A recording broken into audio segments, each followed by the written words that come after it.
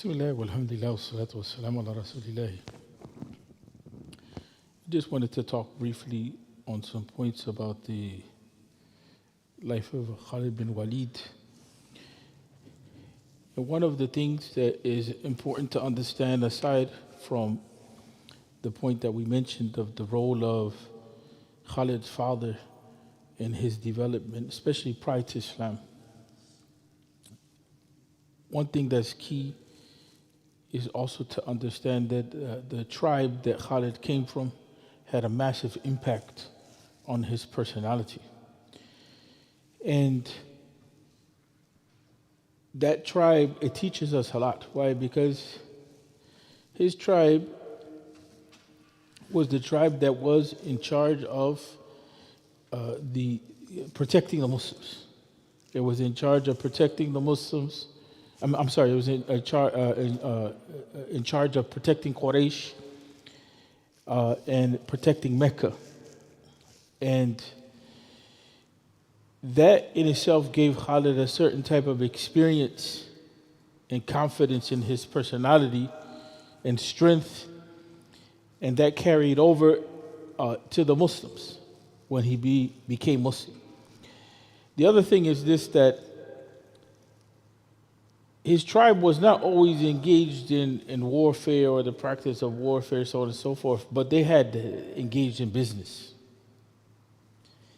And that's something that is not mentioned much, and so they had accumulated a lot of wealth. And this is in part what gave Khalid the opportunity to develop himself as a strategist, as a person that understood tactics and understand defense and so on and so forth. So those two unique qualities, Khalid had those two qualities. Understanding the role of economy and understanding the role of defense. That's extremely important to know. Today in business, that's basically what corporations do. They use tactical strategies because in today a good portion of war is dealt with through economy. Not all of it, of course, but a good portion is economy. Is the way that deals are struck and the way that corporations have the ability to establish themselves in places in which they don't govern in those places, but they end up dominating in those places, right? On a very high level. Very high level. So that's something to take note of. You can look at some, as an example, you can look at, for a while, you look at companies like Coca-Cola and so on and so forth, Pepsi. I remember when I was in Egypt, they were there. Those companies just don't sell you soda. They know where the water supply is. They have an understanding of where the natural resources are, right? And they have an understanding of how it is that they're going to market to the people. I remember Vodafone. Yeah, I don't know many of you who know Vodafones, but it was like the Verizon in the Mideast. They had more organization than the whole government. And they were able to take over the whole communication system, right? The reason why I mentioned this is because as Muslims, we have to ask ourselves, what is it that we're educating our children in as far as leadership qualities, as far as contributing to this ummah? If a person like Khalid bin Walid, who was not Muslim, was very clear on his place in the world. That's why I wanted to go back to this point. Khalid bin Walid was very clear about his place in the world. And his tribe was very clear about their place in the world, right?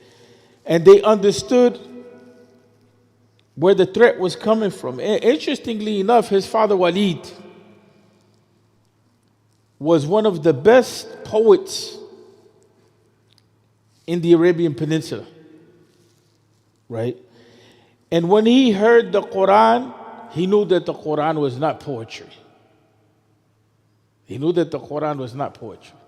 That's important because when you start dealing with Islamic sciences and so on and so forth, sometimes, especially the non-Muslims, when they try to put doubt, like here, Princeton University is one of the centers of creating doubt with regard to Islam. They have one of the largest libraries on Islam, not only in the nation outside of the Library of Congress, but in the world. And they have manuscripts and so on and so forth. But one of the doubts that's that people try to say that they put this doubt forward is that the Quran was a byproduct of Arabic culture. Not too much different than the poetry and so on and so forth. But if you see that one of the leading, and then at that time, not Muslims, is saying this is not what we know of poetry, right? That's a testimony when you have one of the top poets of that time saying, the Quran, this is not poetry.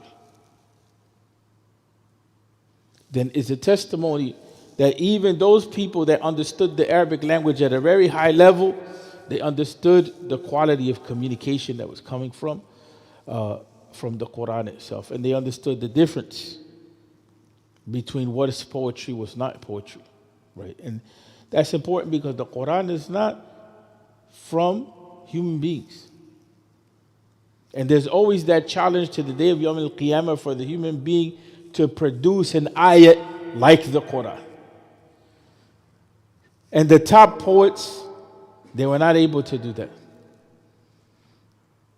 And there's a lot more to be said about that. You know, some people, they confuse the issue of the Arabic language, and this doubt with regard to the Quran, it came from the Arab nationalists, specifically the Christian Arab nationalists of Lebanon.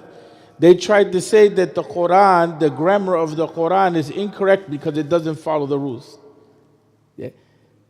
Anybody that has a basic understanding knows يعني هذا كلام الأغبياء. You know, that is a statement of ignorant people. Why? Because it was the Quran that preserved the Arabic language. You see what I'm saying? It was because of the Quran that grammar came. It was because of the Quran that the Arabic speakers in Lebanon and all those places were able to even come to be able to study the Arabic language. So Khalid bin Walid came from a family that they had a high level of Arabic. And they understood the meanings of the Quran. And his father understood.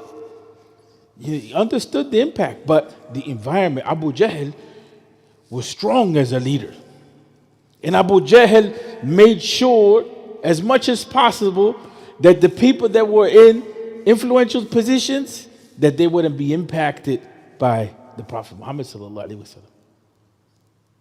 You see how they thought? Because they knew that if these key figures would be impacted, they come into the deen, they come into Islam, then what does that mean for their position and their way of handling things and so on and so forth? And that's why, like nowadays, we always, especially for the last 15 years or so, there was always that talk of Islamophobia and this, that was Quraysh. The tactics were there with Quraysh.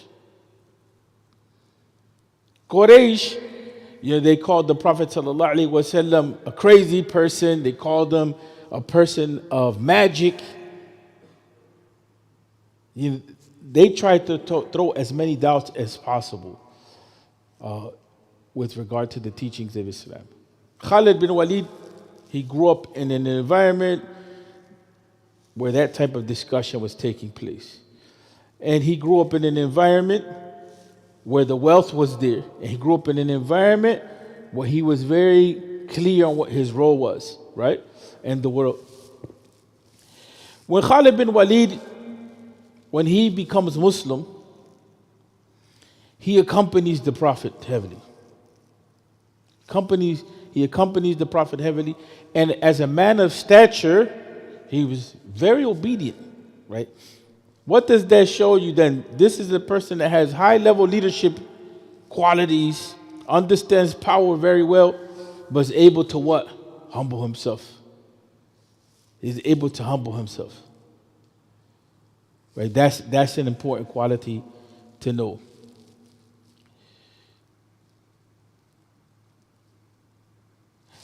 But prior to coming into Islam, the Prophet ﷺ looked at the people.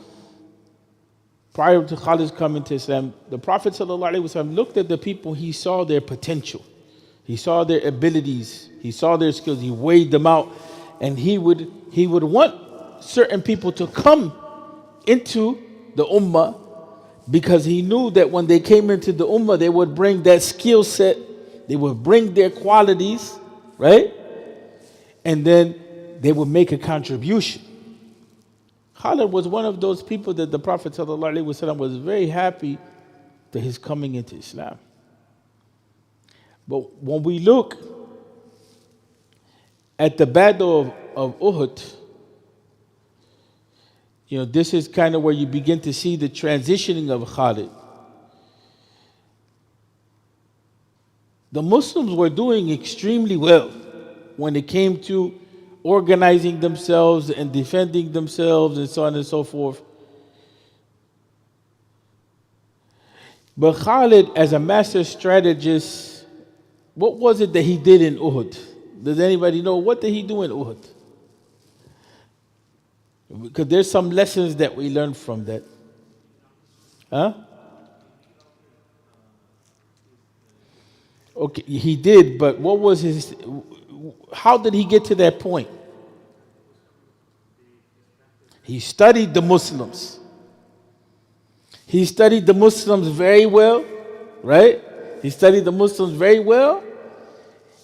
And then he saw where he can pick them off at.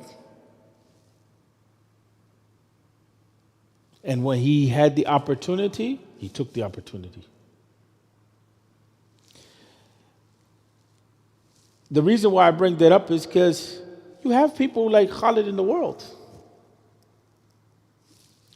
Study the Muslims very well. And where there's an opportunity, right, they're going to take it. And one of those things, especially, one of the things that got the archers is that they anticipated, okay, we got this. They were told to maintain themselves. They were like, we got this. We won this. And they allowed themselves to be distracted with the gains of war, material gains. That's all natural stuff. And that's exactly the reality. That's exactly the reality of what's happening with the youth. Yeah, they're being distracted with what it is that they can gain in the world, right? And there's a lot of money that's going into that. How to impact the youth, how to shape their minds. You see what I'm saying? How to redirect it. And the problem that we have with that, this is why every session I come, I try to mention something about the youth, is that the majority of the Muslim world is, under 18 years old. Unfortunately, Gaza had a majority youth population. You see what the situation is right there in that part of the world. But in other parts, basically genocide.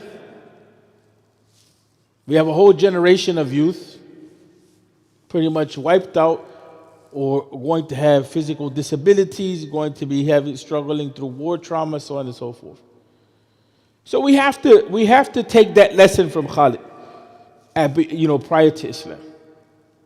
People strategize and they look for our weaknesses, and when they get the opportunity, they will exploit them. They will exploit them.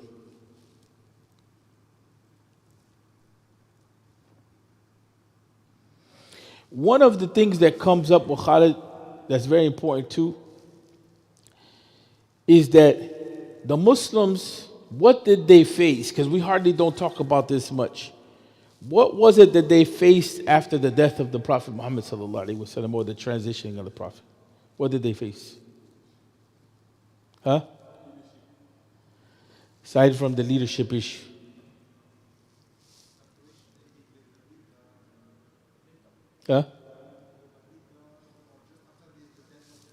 Yes, the Ridda stuff is extremely important, people. We don't talk about that enough. And basically what that meant is that with the Prophet ﷺ transitioning from this world to the hereafter, and with the leadership of Abu Bakr as-Siddiq, you had groups. You had a group of people specifically that they tried to claim they were prophets. Musaylama al-Kadhdhab is the biggest one, but he's not the only one. You see? Because we have to give context to the fact that Abu Bakr, he wanted to fight, right? He wanted to fight people that obviously, some people are saying they're Muslim. And that was the dialogue between him and Umar bin Khattab, and it was an intense dialogue. That reality won't be understood until you go deeper and you get the more details. And what was going on was that people were going back to idol worship. People were going back to Jahiliyyah and trying to mix it with the Islam. People were believing in Zakah, but we're not going to pay Abu Bakr. And then there was people that, some of the contemporary scholars said that they completely rejected the Zakah. So right after the death of the Prophet Muhammad sallallahu alaihi wasallam, is transitioning from this world to the hereafter, people tried to change the deen.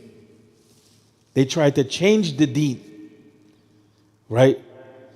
Abu Bakr as-Siddiq's leadership was not only the fact that he kept the leading companions together in that time of crisis when the Prophet sallallahu alaihi wasallam, he transitions from this world to the hereafter, but is that he had to deal with that reality.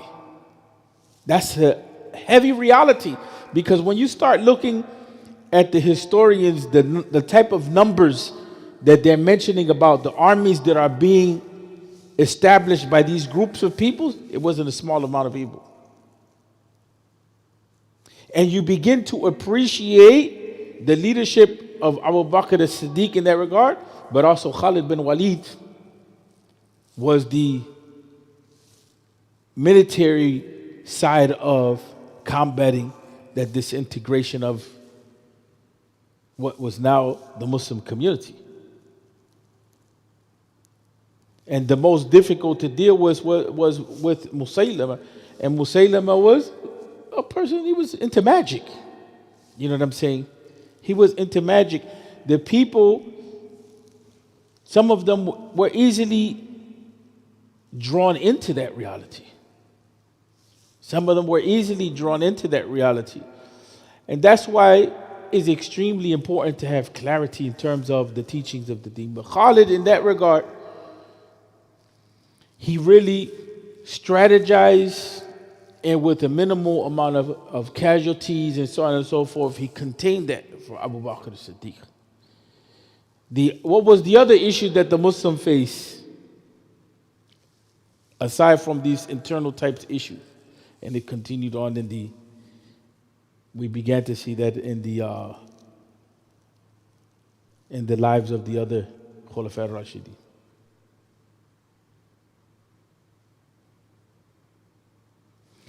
The Muslims were not only dealing with internal struggles, the Muslims began to deal with the problems of the Romans and the Persians, right? Those were serious threats to the Muslim community. These communities, these were not just regular communities, these were empires. Right? These were empires. And so Khalid was one of the ones that had the tactics and the ability, and he applied that to the service of the Muslim community, and he was able to contribute to their defeat. But also, Khalid also had to accept the fact that there's times where he had to be told what to do and step down from the leadership role, right? And that shows you what kind of a person that he was. The fact that he did not die in war, it shows you how much of a master strategist and tactician he wasn't. You're not talking about people fighting wars from behind the screen. They were on the battlefield. They were on the battlefield. And up to today, let's say about 1,350 years later, Khalid is recognized by the world over as one of the master leading thinkers when it comes to offensive and defensive, war strategies.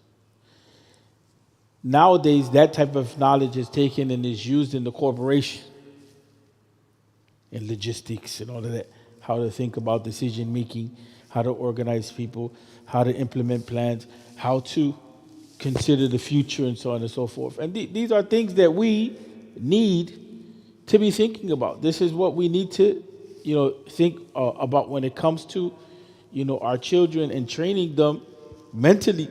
They have to think about the world that they live in, the place that they're in, what role they occupy, what's in their harm, what comes in their harm's way, what's beneficial, and how to defend themselves in that regard. He was also instrumental in opening up Syria, right? And opening up Syria. But Khalid, he lived during that time period when Mecca was conquered, and he lived during the time of the Treaty of Hudaybiyah, in which the Muslims, it looks at face value like the Prophet ﷺ compromised with the non-Muslims. It looks that way. And some of the Muslims didn't like the fact that they were not able to go to the Kaaba and perform the rites of Hajj and so on and so forth. But within that treaty between the Muslims and Quraysh, the Prophet ﷺ negotiated security for the Muslims. Quraysh, they had hypocrisy to them, so they didn't necessarily keep to the contract. But the Muslims had around 10 years of enough tranquility that they were able to engage in the da'wah.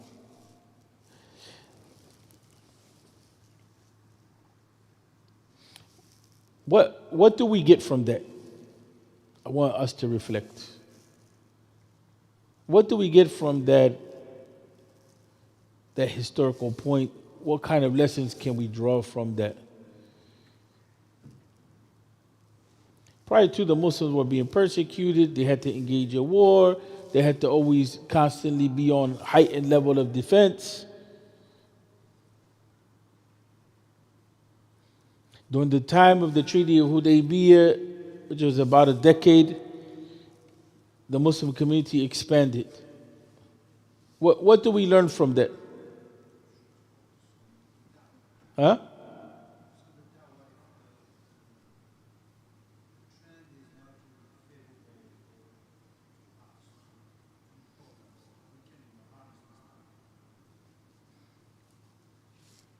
He said focus on the da'wah.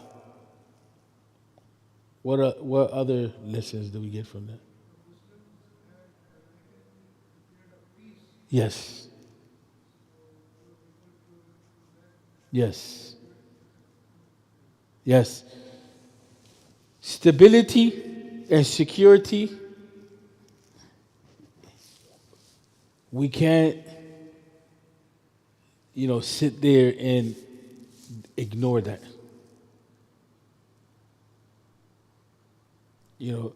Security, stability, economy, that we have to ask ourselves, those are ni'am, from the ni'mah of Allah tabaraka wa ta'ala. And this is why I keep mentioning, we have a role in this country. We have some of them. It may not be the perfect place, but we have that.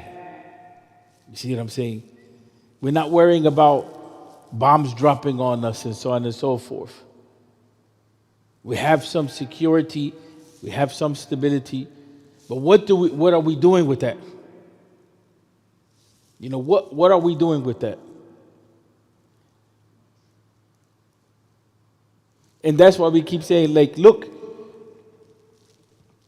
we have to pause. A lot of times we talk about, okay, now the situation in Syria and Palestine together, people talk about those things. And that becomes a priority. It's not that it's not a priority. But recently I did a khutbah and I talked about this issue. And I said, listen,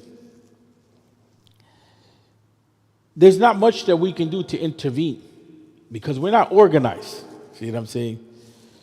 But I have Syrian youth and I have Palestinian youth. That's not to mention that I don't have other youth. But I'm saying we have a crisis, right? We talk about the crisis in Syria, the crisis in Palestine. Well, I have Syrian youth. I had to suspend one of the youth today. Why? Because he says, if I keep getting any homework, I'm going to take the sword and just kill everybody in the school. And he has said other things that are extremely problematic in the past. So you want me to worry about here? I have this youth right here in front of me. That's from this community, this very community that needs to be developed. See what I'm saying? It needs to be guided. I'm giving that as an example to say that, a person like Khalid, what is all of that strategy and everything for? Is to create the conditions which are necessary for our development. So now we have some of these conditions right now while we have it. What are we doing with it? See what I'm saying? That's what I keep mentioning. What are we doing with that as a community? Even the whole issue of, and we mentioned this a few talks back, reestablishing our family ties, right? Taking the opportunity to rebuild, our family ties, because as all of this stuff is going on, families are breaking apart. The da'wah, the early da'wah, the amazing thing about the Muslims is that they were living through torture. They were living through oppression. They were living through war. They were living through family breakdown. And what did they do? They took every opportunity to rebuild. Every opportunity to rebuild. Every opportunity to reestablish the brotherhood of Islam. Every opportunity to think about what direction the Muslim community is in. The life of Khalid bin Walid, and especially Abu Bakr as-Siddiq, is extremely intertwined. Extremely intertwined. Abu Bakr as-Siddiq, every opportunity that he had, he contributed to the development of the Muslim community. That's why we call him a Siddiq. And Khalid bin Walid, that's how he died. You see what I'm saying?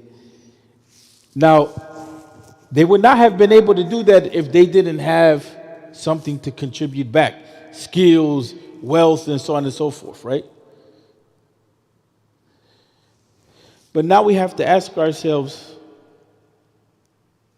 okay, as we're in the dunya, and as we think about building ourselves up, are we attempting to, if we're going to encourage our children, be rich, be extremely rich, does that come along with a sense of responsibility? Are we teaching them that comes along with a sense of responsibility other than to their own, besides their own family and so on and so forth, but to the Muslim community and so on and so forth? You get what I'm saying? Are we building, when we learn these stories from the Sahaba, are we building a generation that will say, yes, I want to become a billionaire, right? But of that becoming a billionaire, I'm very clear, I want to do X, Y, Z. You know what I'm saying? When it comes to the Muslim Ummah, to humanity. I want to establish hospitals for the Muslims. You know, I want to establish, you know, a corporation that will come and will eliminate, you know, high interest rate mortgages on the Muslims that are breaking their backs. Or I want to figure out how we can address the issue, you know, of illiteracy or poverty and so on and so forth. That's how they were thinking. They were thinking at the level of Ummah. They were thinking at the level of Ummah. But it started from their development at a very early age. That's overall what we get, you know, from the life of Khalid bin Walid. We can see the value of having a strong family, strong economically, see what I'm saying? Strong in the family, having a sense of identity. It creates a certain type of persona. But that persona is only refined with Iman. You know, as soon as Khalid bin Walid, he becomes Muslim, you know, you see that persona becomes one of the best personas. It becomes a model persona, right? And we were already seeing that in Abu Bakr as-Siddiq, you know, who was laying down the groundwork with the Prophet Muhammad sallallahu alaihi wasallam. I think that's one of the things that we need. We have to make sure that we're paying attention to the confidence that our boys have, to the vision that they have about life, to how it is that they use their time, to the skill sets that they have, to the qualities that they have. You know, how can, you know, we develop that? Does anybody have any comments or any reflections on these points? Can't hear you that much because the heater. Yes, there's no doubt about that. That companionship, you know, it can, as parents, we have to realize that this stuff is studied really well. We lose a lot of control. We lose a lot of influence. The peer group becomes a major, aside from social media and all that, but the companionship. And and we have to be very aware. When I was in the Midwest, one of the brothers was having issues with his kids, so he came to the masjid. And he was bringing his son to the masjid. And guess what happened? His son learned all the bad things from the children, the youth that were in the masjid with him. Unfortunately.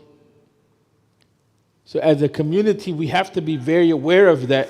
You see what I'm saying? And we have to be very aware. Some children we're going to have to, try to figure out how to address their issues. But companionship is no doubt, a big role in a person's development.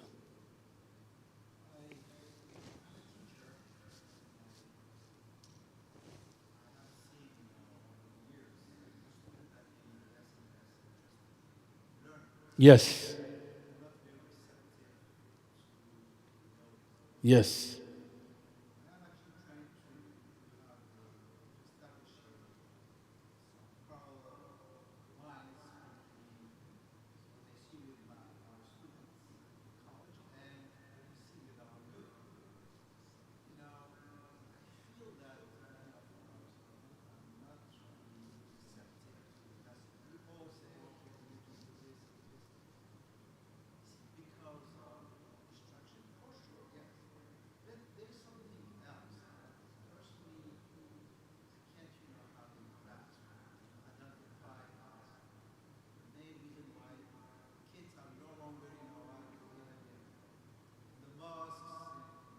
We have to get them from, we have to get them from way younger. Way younger. We have to start younger. And the thing that you're mentioning is very true. But that's a philosophy. It's an American Western philosophy, and is signaling the decline of this, if you want to call it, civilization. Right? It's signaling the decline, and the reason why I say that is because if you look at research and development, for the most part, say for instance, if what Trump wants, if it happens, that's going to be completely the end. And I'm talking about removing the immigrants. Because the university systems right now are only staying alive because of the immigrants. That's who's doing the research. That's who's believing, in education, in knowledge, and so on and so forth. That's who's believing in the value of going to college, and so on and so forth. So from an early age, we're not clear as a Muslim community as well. Because the knowledge thing is not the priority. There's a big difference between the masajid here and when you go to the masajid overseas. Overseas, in the masjid overseas, if there's enough political freedom, you're going to find people will be in a class 2-3 hours. After a 10-hour workday, 12-hour workday, you know what I'm saying? There's that culture. Here we have fallen into the same thing that the Christians were. We want to make the people feel good. So everybody says talk positive. You see what I'm saying? But we haven't diagnosed the issue. So then they say, what do they say? Give me a solution. You can't get a solution to the issue unless you actually identify the issues properly, and it may take you a series of conversations, very tough conversations over a long period of time before you can diagnose what the issue is. But definitely one of the underlying points is that literacy and education, we're lacking in that. And those of us who do like talib ilm stuff, talib ilm shara'i, there's no doubt, and I sometimes don't blame the Muslim community in the West, but there's no doubt that the education of the ulama is intentionally dumbed down. See what I'm saying? From the madrasa system to the university in the Arab world, or in North Africa, wherever, it's dumbed down, and it's dumbed down so that we don't have religious leaders that are high caliber, because that's a threat to the system. Because when you have religious leaders that are high caliber, and they have the ability to organize and address the people, you know what I'm saying? It definitely is the issue. The second thing is that when you have high caliber religious scholarship, Islam is going to be presented to be able to address the issues of the time period in an authentic way. In an authentic way. And so when you don't have that leadership like that, it's you're always going to have problems in the community. But now we have an American culture, right? And we have the coming of the AI and the internet and so on and so forth, and so it's dumbing down. But we can't have that standard with our children.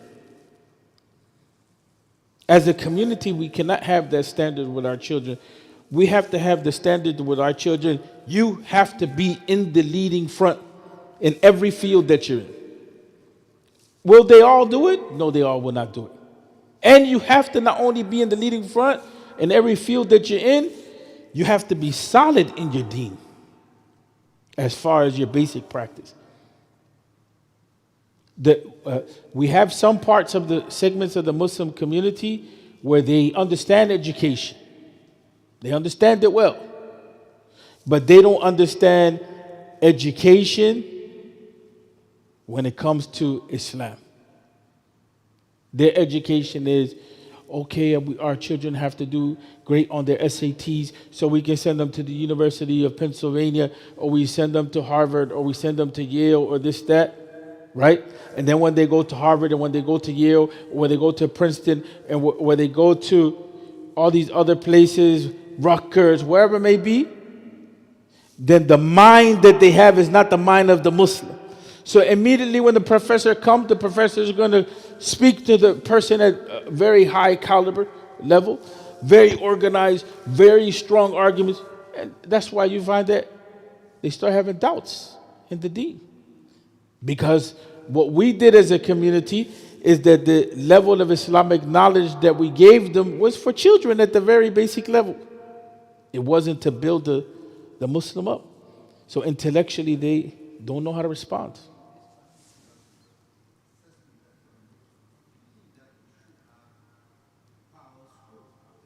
Huh?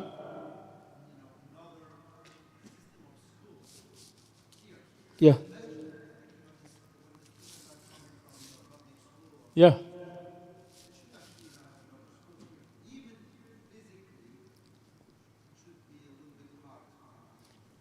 I've been pushing this issue that we have to focus on the education piece. Yes. There's no moving forward as Muslim people without real knowledge. And knowledge is not just we sit and we taking from the book. Knowledge is that we are disciplining ourselves and practicing the deen with understanding. See what I'm saying? It's not just about collecting facts. But there's no healing this ummah. There's no moving forward. There's no dealing with.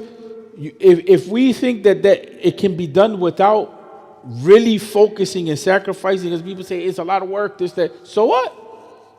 If we think that our children are going to survive, Islam is going to survive in 2 to 3 generations with the condition that we have it now, we're deluded. And the solution, people, is not raqs and dhikr. I'm not knocking dhikr. But that's what's happening now. What's happening is everybody's, we have to focus on, the spirituality, this, that. It doesn't work like that. It's not just about feeling good. It's not just about, I saw Allah in a dream. It's about, do you understand the Quran? Do you understand the Sunnah? And mashallah, if you see the Prophet in a dream, khayr wa barakah.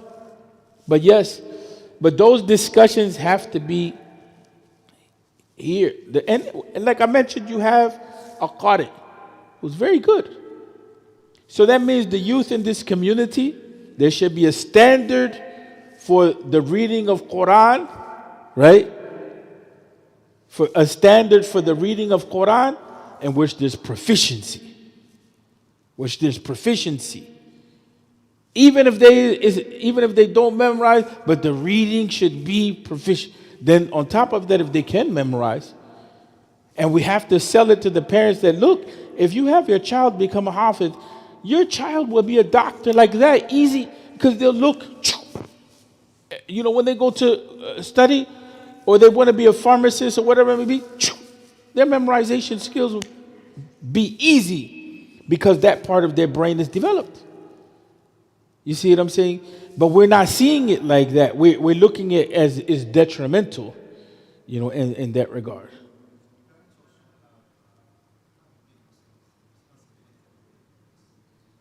But the community, this is what I was trying to bring with Khalid bin Walid's example.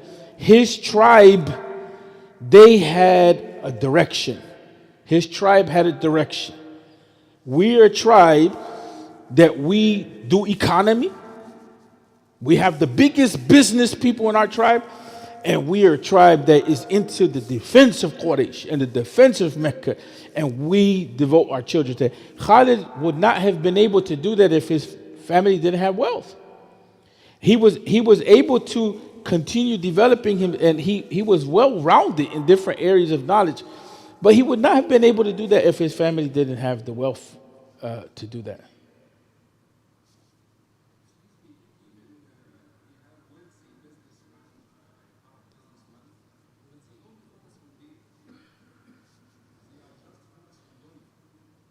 That's fine, but then the rest of the community comes and should complement that.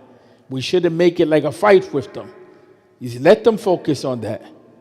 You see, but then the question becomes in the curriculum, so to speak, you know what I'm saying? How do we add these other things to that? Right.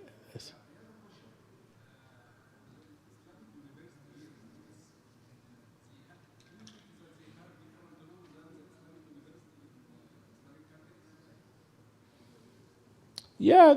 There not different rules. The level of education has some issues. يعني ضعيف. No, but there's very good, like Mishkat it has a lot of benefit in that regard. Is in between here and overseas. We're getting better, but we're not getting better fast enough. But we're getting better. So you have that. You have the beneficial education. Any other comments before we go in?